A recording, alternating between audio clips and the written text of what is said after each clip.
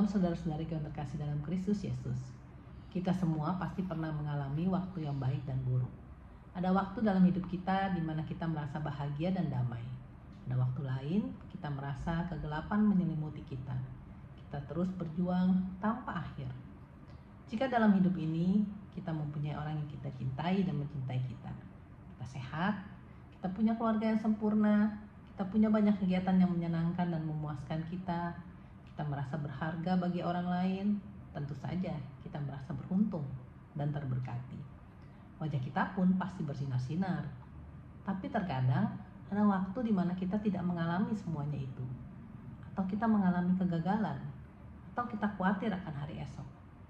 Kita harus menerima hal yang buruk ini terjadi, dan biasanya wajah kita pun akan terlihat muram.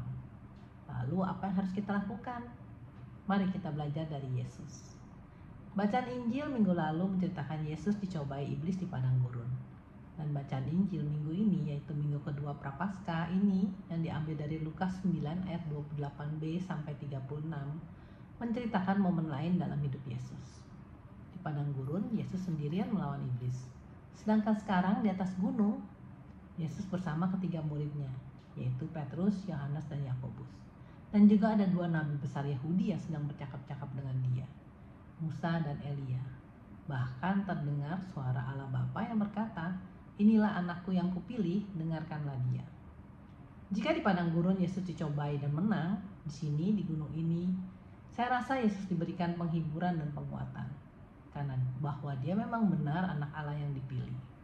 Yesus sangat memerlukan ini, karena dia sedang bersiap-siap memasuki masa paling sulit dalam hidupnya, perjalanannya menuju Yerusalem. Dalam ayat 31 dikatakan Musa dan Elia menampakkan diri dalam kemuliaan dan berbicara tentang tujuan kepergian Yesus yang akan digenapinya di Yerusalem, yaitu penderitaannya dan kematiannya. Bahkan dalam Lukas 9 ayat 51 dikatakan ketika hampir genap waktunya Yesus diangkat ke surga, ia mengarahkan pandangannya untuk pergi ke Yerusalem. Yesus sadar betul apa yang akan dihadapinya dalam perjalanannya menuju Yerusalem.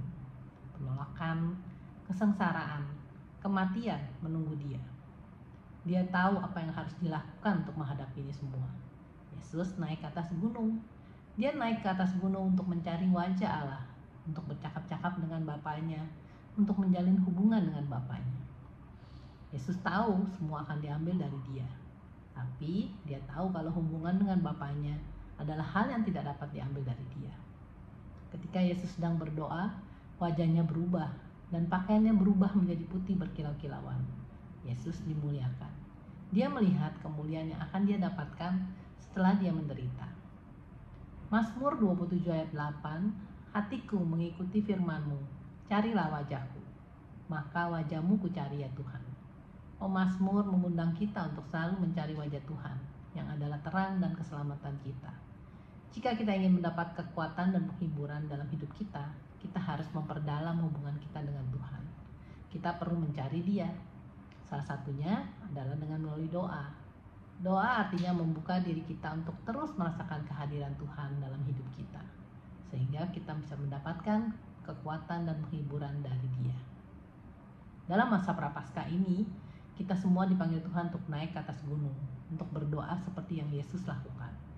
Masa Prapaskah adalah masa di mana kita diajak untuk bisa makin merasakan panggilan dan kehadiran Tuhan dalam hidup kita.